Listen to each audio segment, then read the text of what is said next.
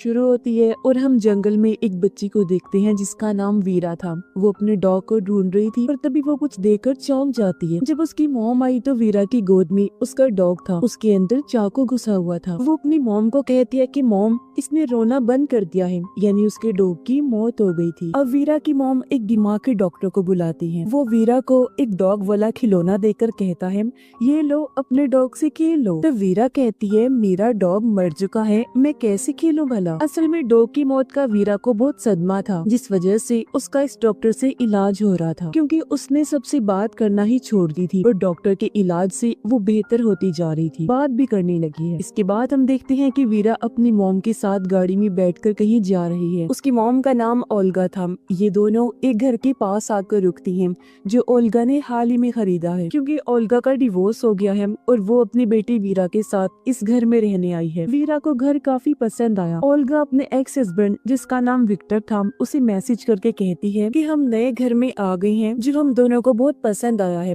वीरा भी नॉर्मल हो रही है और इस तरह वो अपने हस्बैंड को खबर करती रहती है। जैसे ही रात हुई, लाइट्स टिमटिमाने लगती हैं, पर इस पर ओल्गा का ध्यान नहीं गया और वो वीरा को उसके कमरे में सुलाने चली गई। फिर जब वो अपने कमरे में जा रही थी तो एटिक का दरवाजा खुला हुआ देखती है, जो हालांकि पहले बंद था। तब हैरान होकर वो चेक करने गई। एटिक खाली था, बस वहाँ एक बॉक्स पड़ा हुआ था। ये बॉक्स भी ओल्गा ने पहले वहाँ नहीं देखा था, इसलिए वो इसे खोलकर देखती है, जिसके अंदर एक डायरी और बहुत सारी छोटे छोटे चीजें पड़ी हुई थी। इसी के साथ उसे नीचे से आवाज आने लगी। वो सोचती है ये वीरा होगी जो नींद से जाग गई है और ऊपर मेरे पास आ रही होगी, पर जैसे वो उठी उसे ऐसा महसूस होता है जैसे कोई परछाई मेरे पास से गुजरी है। पर उसने सोचा ये मेरा वहम होगा, मेरी ही परछाई होगी जिससे मैं घबरा रही हूँ। इस चीज पर वो ज्यादा ध्यान ना देते हुए अपने कमरे में सोने के लिए चली जाती है। अगली सुबह उसने एजेंसी को मैसेज किया, कहती है कि आपने तो कहा था कि पूरा घर खाली है, पर एटिक में बॉक्स है जिसके अंदर डायरी और कुछ सामान है, जरा पता लगवाइए कि वो किसका है। फिर आज वीकेंड था, जहाँ विक्टर वीरा को लेने आया हुआ था, क्योंकि कोर्ट के मुताबिक वीरा बाकी दिन अपनी मॉम के साथ रहेगी, जबकि वीकेंड पर डैड के साथ। तब वीरा भी खुशी से अपना सामान पैक करके आ जाती है जाने के लिए, क्योंकि उसके डैड ने वादा किया था कि वो उसे घोड़े की सवारी करवाएगा। लेकिन अब विक्टर ये कह देता है कि बेटा, पहले हम मेरी दोस्त के साथ कुछ टाइम गुजारेंगे और फिर घोड़सवारी के लिए जाएंगे। ये सुनकर तो वीरा को गुस्सा आ गया। वो कहती है, फिर तो मैं नहीं जाने वाली आपके साथ, अपनी माँ के साथ ही रहूंगी, क्योंकि उसे अपने डैड की दोस्त से बहुत नफरत होती है। पर ओल्गा उसे मना लेती है कि चले जाओ बेटा, कुछ देर की बात है, उससे मिल लो, फिर सारा दिन अपने पापा के साथ ही रहना। वीरा मान दी और जब वो दोनों चले गए, ओल्गा अपना ऑफिस सेट करने में लग जाती है। पर अचानक उसे जोरों का सर दर्द होने लगा। ऐसा लग रहा था जैसे कमरे का रूप ही बदल रहा हो। इस जगह को लेकर उसे अजीबोगरीब ख्याल भी आने लगे, पर कुछ भी समझने से पहले उसके फोन की बेल बज गई और उसका सर दर्द भी ठीक हो गया। कॉल एजेंसी वालों की थी। वो कहते हैं, जी हमने घर के पिछले मालिक से पता करवाया है, उसका कहना है कि एटिक में तो हमारा कोई बॉक्स नहीं था। ये सुनकर ओल्गा सोच भी पड़ जाती है, तो फिर किसका है वो बॉक्स। एक बार फिर वो बॉक्स चेक करने की उसके अंदर जो डायरी थी उसे निकाल कर पढ़ने लगती है। डायरी के सफ़े पढ़ के वो थोड़ा घबरा जाती है, क्योंकि ये किसी पागल कातिल की डायरी थी, जिसने अपने कत्ल की सारी डिटेल्स काफी बारीकी से लिखी हुई थी, कि वो अपने शिकार को कैसे तड़पाता है और फिर मारता है, सब कुछ। ओल्गा ने सोचा, नहीं, ये बॉक्स अब एक सेकंड भी मेरे घर नहीं रहेगा। ये सोचकर वो बॉक्स को घर से बाहर कचरे के पास रख देती है। फिर वो एटिक की सफाई करने दी, पर ये देखकर उसे झटका लगा कि बॉक्स वहीं पर पड़ा हुआ था, जिसे वो कुछ देर पहले कचरे के साथ रख के आई थी। वो फिर से एटिक में आ गया। ओल्गा घबराकर घर से बाहर जाने लगी, पर तभी विक्टर की कॉल आई। वो तो और डरा देने वाली बात बताता है कि वीरा ने अपना हाथ ही काट लिया है और हम हॉस्पिटल में हैं। ये सुनकर तो फौरन ओल्गा हॉस्पिटल पहुंची, जहां विक्टर के साथ उसकी दोस्त भी थी। ओल्गा कहती है, आखिर तुमने उसे चाकू दिया ही क्यों? विक्टर की दोस्त कहती है, मैं किचन में काम कर रही थी, वो मेरे पास आकर जिद करने लगी कि मुझे चाकू दो, मैं आपके साथ काम करवाऊंगी। हालांकि मैंने चाकू उससे लेकर रख भी दिया था, और उसने दोबारा चाकू लिया और अपना हाथ काट लिया। लो बताओ, ये कोई बात है? ओल्गा सोचती है, कोई हाल नहीं, कितने लापरवाह लोग हैं। तभी डॉक्टर आया, वो बताता है कि आप लोग घबराए नहीं, कोई खतरे वाली बात नहीं है, बस 4-5 दिन रोजाना उसकी पट्टी चेंज करनी होगी ताकि वो ठीक हो जाए। अब ओल्गा उनसे कहती है, अच्छा मैं जा रही हूँ, अगर वीरा ने मुझे देखा तो मेरे साथ चलने की जिद करेगी, मैं उसे कल लेकर जाऊंगी क्योंकि नया घर है, मैं कुछ काम करवा रही हूँ। पर हम जानते हैं कि वो झूठ बोल रही है, वजह तो वो बॉक्स है, पर वो उनसे छुपाती है। तब विक्टर की दोस्त कहती है, अगर घर का काम चल रहा है तो तुम भी हमारे साथ ही रह लो। इस पर ओल्गा मान गई और शाम को ये सब विक्टर के घर आ जाते हैं, जहाँ ओल्गा वीरा से पूछती है, बेटा आखिर तुमने अपना हाथ क्यों काटा? पर विक्टर उसे रोकते हुए वीरा को बाहर भेज देता है। ओल्गा उस पर गुस्सा करती है कि ये क्या हरकत है, मैं उससे सवाल कर रही हूँ और तुमने उसे बाहर भेज दिया। विक्टर कहता है, देखो वो सिर्फ हादसा था, उसने जानबूझकर थोड़ी ना किया है। ओल्गा कहती है, क्या तुम्हें ये छोटी बात लगती है? देखा उसने अपने डॉग के साथ क्या किया था। जी हाँ, डॉग के साथ उसने कुछ किया था जिसका जवाब हमें आगे पता चलेगा। पर उसकी बात सुनकर विक्टर कहता है, ये बस इत्तेफाक है, अब कोई नई कहानी मत बना दो तो। और इस तरह वो ओल्गा को चुप करवा देता है। अगली सुबह ओल्गा किसी तरह वीरा को समझाकर अकेले ही घर आ जाती है, जहाँ वो घर पर डॉक्टर को बुलाती है। डॉक्टर को उसने बॉक्स के बारे में बता दिया था, पर वो यकीन नहीं करता और ओल्गा के साथ एक बार फिर बॉक्स को कचरे के पास छोड़ देता है। पर जब उन्होंने एटिक में आकर देखा तो एक बार फिर उन्हें झटका लगता है, क्योंकि बॉक्स वही था, वो भी बिल्कुल उसी जगह पर जहाँ पहले पड़ा हुआ था। अब डॉक्टर को भी काफी अजीब लगा, इसलिए वो भी उस डायरी को पढ़ने लगा, जहाँ ओल्गा को फिर से ख्याल नजर आने लगे कि ये कमरा बहुत ही अजीब है। और वो देखती है कि किस तरह कातिल अपने विक्टिम्स, अपने शिकारियों को मारता है, जिससे वो काफी घबरा गई। डॉक्टर देखता है कि डायरी में कातिल के विक्टिम्स के नाम और उनकी उम्र भी लिखी हुई है। उन नामों को ओल्गा इंटरनेट पर सर्च करती है, पर इन नामों के कत्ल की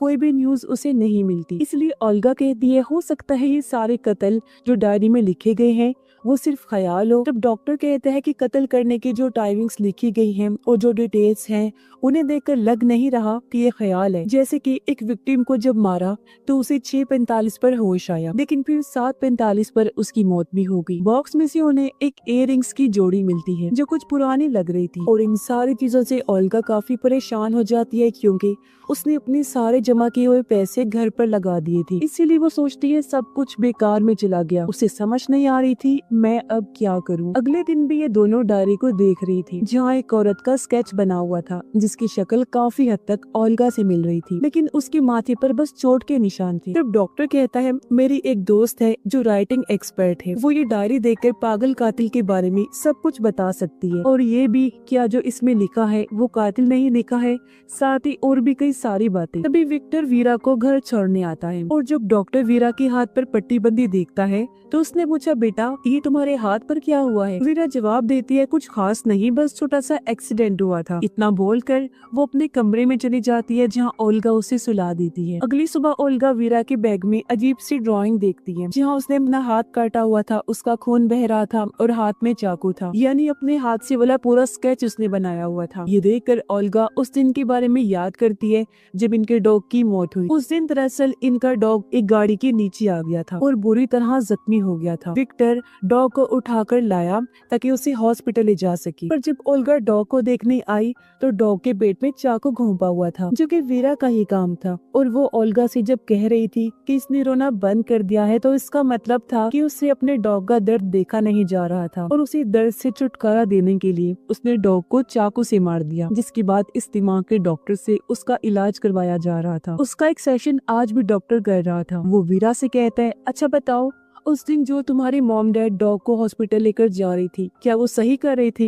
ये जो तुमने किया वो ठीक था? वीरा कहती है, जो मैंने किया वो ही ठीक था। वो बेचारा दर्द में तड़प रहा था। मॉम डैड को तो उसकी तकलीफ का एहसास ही नहीं हुआ। मुझसे उसका दर्द देखा नहीं गया तो मैंने दर्द से उसकी जान छुड़वा दी। फिर डॉक्टर पूछता है, अच्छा उस दिन तुमने अपना हाथ क्यों काटा? वीरा जवाब देती है, सारी गलती मेरे पापा के दोस्त की है, उसे आता ही नहीं मेरा ख्याल रखना। दरअसल उस दिन वीरा ने अपना हाथ बेजानबूझकर काटा था ताकि वो विक्टर की दोस्त पर इल्जाम देकर उसे कसूरवार साबित कर सके, क्योंकि वो उसे पसंद जो नहीं थी। अगले दिन ओल्गा और डॉक्टर राइटिंग एक्सपर्ट के पास जाते हैं, उसे पागल कातिल की डायरी देते हैं। डायरी की हर चीज को गौर से देखने के बाद वो बताती है कि इस डायरी को 3 हिस्सों में बांटा जा सकता है। पहली 2 जो विक्टिम्स हैं उन पर जुल्म करने की, उन्हें मारने की पूरी डिटेल्स लिखी हुई है, लेकिन जो तीसरा विक्टिम है जिसका नाम मार्टिन है, उसे शायद अभी कातिल ने मारना शुरू किया हो, क्योंकि उसकी कत्ल की कोई डिटेल नहीं लिखी हुई। हो सकता है अभी कातिल ने उसे ना मारा हो। और हाँ, इन तीनों विक्टिम्स के अलावा डायरी में चौथे विक्टिम के होने के चांसेस भी नजर आ रहे हैं, जिसके बारे में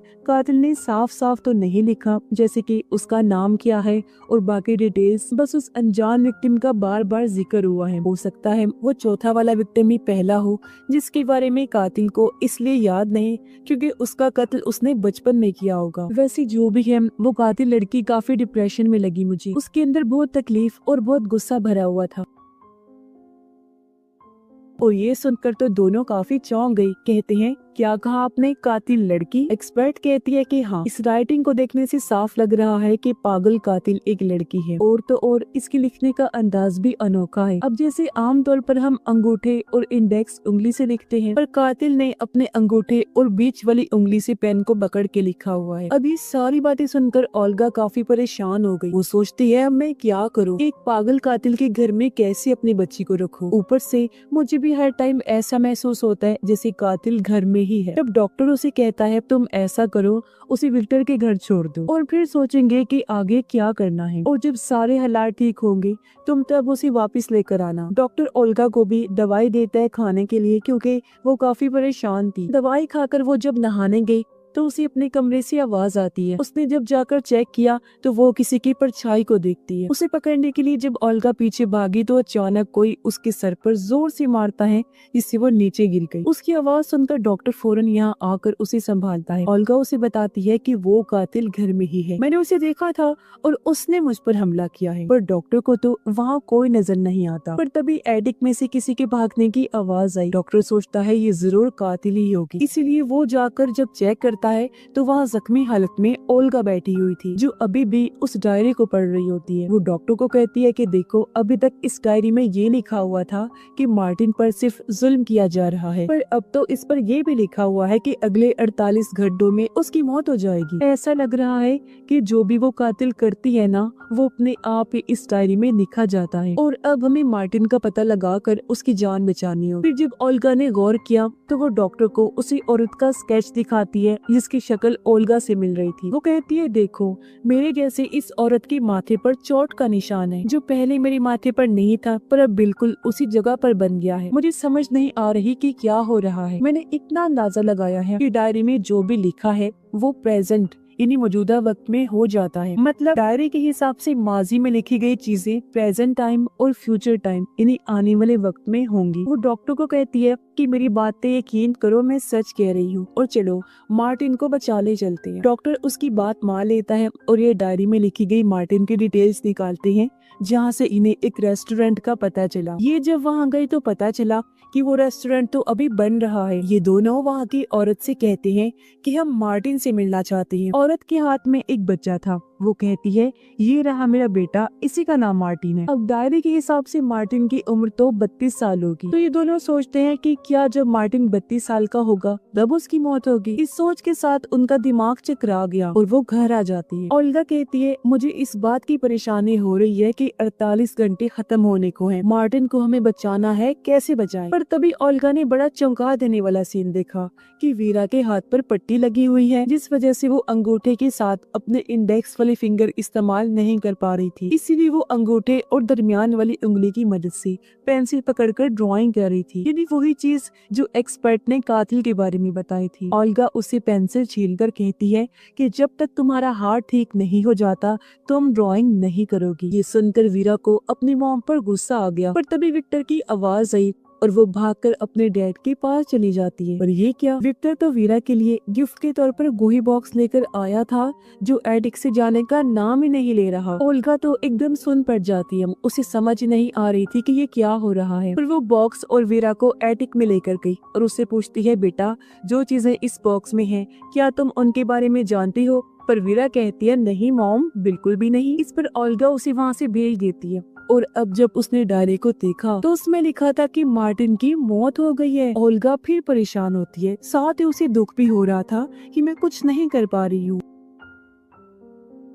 इस बारे में जब डॉक्टर उससे पूछता है तो ओल्गा बताती है कि वो पागल कातिल और कोई नहीं बल्कि वीरा है, मेरी बेटी जो अभी तो बहुत मासूम लगती है, पर बड़े होकर फ्यूचर में वो एक पागल कातिल बनने वाली है। फ्यूचर में जो भी खून वो करेगी उन सब की डिटेल्स इस डायरी में लिखी हुई है, जो बताकर उसने डॉक्टर को डायरी दिखाई जहाँ मार्टिन की मौत का जिक्र था। ओल्गा रोने लगी, कहती है आखिर मेरी परवरिश में क्या ऐसी कमी रह गई थी कि मेरी बेटी एक कातिल बनेगी, पर मैं उसे कातिल बनने नहीं देने वाली। प्लीज मेरी मदद करो। इस पर डॉक्टर कहता है छोटी बच्ची है अभी वो, हम उसका इलाज कर रहे हैं ना, तुम परेशान ना हो, ठीक हो जाएगी। और डायरी में ये भी लिखा हुआ था कि किसी गलत वाइब्रेशन की वजह से उसने अपना पहला कत्ल किया, और अगर हम उस वाइब्रेशन के बारे में पता लगा ले तो हम उसे रोक सकते हैं। इससे ना वो अपना पहला खून करेगी और ना ही कातिल बनेगी। ओल्गा कहती है वो बात ठीक है, पर अगर उसका पहला विक्टिम डॉग ही था तो फिर उसे तो वीरा ने मार ही दिया है ना। इसलिए अब ये लोग दोबारा राइटिंग एक्सपर्ट के पास गए, तो वो बताती है कि डायरी में किए गए उसने सारे खून बड़ी होकर किए हैं, और जो डॉग को उसने मारा है ना वो तो बचपन में उसने किया। अपनी तरफ से उसे लग रहा था कि उसने ठीक किया, डॉग को तड़पते हुए उसे देखा नहीं गया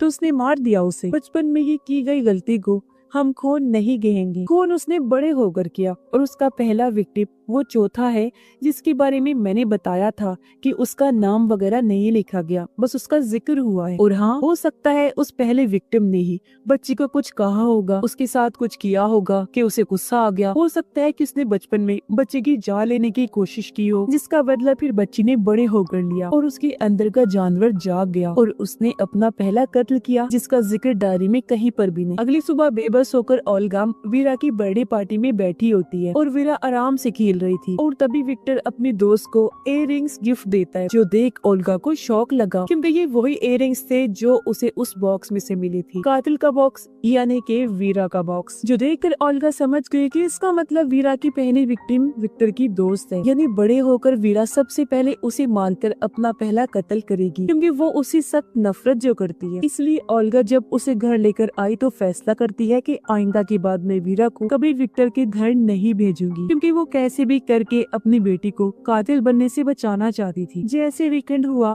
विक्टर बार बार ओल्गा को कॉल करने लगा ताकि वो वीरा को ले जा सके, पर वो बार बार फोन काटती रहती है। अब ऐसे कुछ दिन गुजर गए जहाँ ओल्गा सोचती है हो सकता है पहला विक्टिम विक्टर की दोस्त नहीं बल्कि कोई और ही हो। इसी चीज को सोचते हुए वो एटिक में आकर बॉक्स के पास खड़ी हो जाती है और कहती है मैं जानती हूँ वीरा तुम इधर ही हो, मेरी जान मामा आपकी मदद करना चाहती है, मुझे बताओ कि वो वाइब्रेशन क्या है जिसके बारे में तुमने अपनी डायरी में लिखा हुआ है, मैं तुम्हें उसे बचाना चाहती हूँ। अब फिर से ओल्गा को एक परछाई भागती हुई नजर आई, जिसके साथ ही वीरा के कमरे से आवाज भी आती है। ओल्गा भागकर उसके रूम की तरफ गई, लेकिन दरवाजा बंद हो गया। ओल्गा दरवाजा पीटती है, कहती है बेटा तुम ठीक तो हो ना, दरवाजा खोलो, लेकिन दरवाजा नहीं खुला। तब ओल्गा दूर से भागकर आई और दरवाजा खोल देती है, पर ठीक तभी वीरा भी दरवाजा खोलने आई थी, जिससे उसके मुंह पर चोट लग गई, उसका खून निकल रहा था और अब वो कोने में बैठी रो रही होती है। ओल्गा उसे चुप करवा के प्यार करती है और कहती है आई एम सॉरी बेटा, मुझसे गलती हो गई है, प्लीज मुझे माफ कर दो। और वो आज रात वीरा के साथ ही सो जाती है। ओल्गा इस परेशानी में थी मैं कैसे अपनी बच्ची को बचाऊं। वो अगले दिन वीरा को स्कूल भी नहीं भेजती और घर में ही पढ़ाने लगती है। तभी यहाँ विक्टर भी आ गया, जो काफी गुस्से में था क्योंकि ओल्गा ने उसे वीकेंड पे विक्टर के घर भेजा नहीं, और ओल्गा बार बार फोन भी काट रही। और अब जब उसने वीरा के मुंह पर चोट देखी तो गुस्से में पूछता है ये तुम मेरी बेटी के साथ क्या कर रही हो। अब उन दोनों को झगड़ते हुए देखकर वीरा डरकर भाग जाती है। गुस्से में विक्टर भी वहाँ से चला गया। तभी यहाँ डॉक्टर भी आ गया। वो कहता है तुम वीरा को सेशन के लिए क्यों नहीं भेज रही। ओल्गा कहती है उसे किसी दिमाग के इलाज की जरूरत नहीं है, मैं उसे संभाल लूंगी, उसकी माँ हूँ, उसका ख्याल रखना जानती हूँ और उसे कातिल बनने से रोक लूंगी। तब डॉक्टर वहाँ से चला गया। तभी विक्टर वापस आ गया, वो भी पुलिस के साथ, क्योंकि वीरा को उसके घर ना भेजकर ओल्गा ने कोर्ट के असूल को तोड़ा था, यानी कि अब कार्रवाई होगी। तो अब कोई और रास्ता ना होने पर वो वीरा को विक्टर के साथ भेज देती है। रात को जब वो लोग खाना खा रहे थी तो विक्टर की दोस्त उसे कहती है बेटा हम कल घूमने जाएंगे। तब वीरा बड़े गुस्से में उसके मुंह पर ही कह देती है कि नहीं, मैं आपके साथ कहीं नहीं जाऊंगी, क्योंकि आप मेरे डैड की दोस्त हैं, मेरी माँ नहीं। समझ आ गई? ये सुनकर विक्टर को गुस्सा आ गया और वो वीरा को डांट देता है। तब वीरा भी गुस्से में वहाँ से चली गई। उधर ओल्गा और डॉक्टर ये सोच कर परेशान हो रहे थे कि आखिर वो वाइब्रेशन क्या होगी जो वीरा को कत्ल करने पर उकसाएगी। उसकी जिंदगी में ऐसा क्या होगा कि उसकी पूरी जिंदगी ही पलटने वाली है। अब अचानक हर चीज हिलने लगी। इन्हें लगा कि शायद अर्थक्वेक आया है, यानी ज़ल्ज़ला। इनके साथ उधर विक्टर का घर भी हिल जाता है। तब विक्टर उसकी दोस्त भागकर वीरा के कमरे में आए ताकि उसे अपने साथ लेकर बाहर जा सके, पर वो मना कर देती है। कुछ देर बाद जब अर्थक्वेक रुका तो ओल्गा डॉक्टर से कहती है कहीं यही वो वाइब्रेशन तो नहीं जिससे वीरा कातिल बन जाएगी। इसी सोच के साथ दोनों विक्टर के घर जाने लगी, पर रास्ते में अर्थक्वेक की वजह से काफी बड़ा पेड़ गिरा हुआ था। इन यहाँ फंस गए थे। उधर जब विक्टर और उसकी दोस्त सो रहे थे तो तभी चुपके से उनके कमरे में वीरा आई, जिसने हाथ में कैंची पकड़ी हुई थी। अब विक्टर ने अपनी दोस्त को जो इयररिंग्स दिए थे वीरा वो उठा लेती है, यानी कि ये इयररिंग्स इस तरह उस बॉक्स में आए थे। अब लग रहा था कि कैंची से वो उसका गला काट देगी, लेकिन बदला लेने के लिए वो बस उसके बाल काट देती है। पर अचानक विक्टर की दोस्त की चौंक कर आँख खुल जाती है। वो बौखलाते हुए उठ गई। तब विक्टर वीरा को बाहर लेकर गया,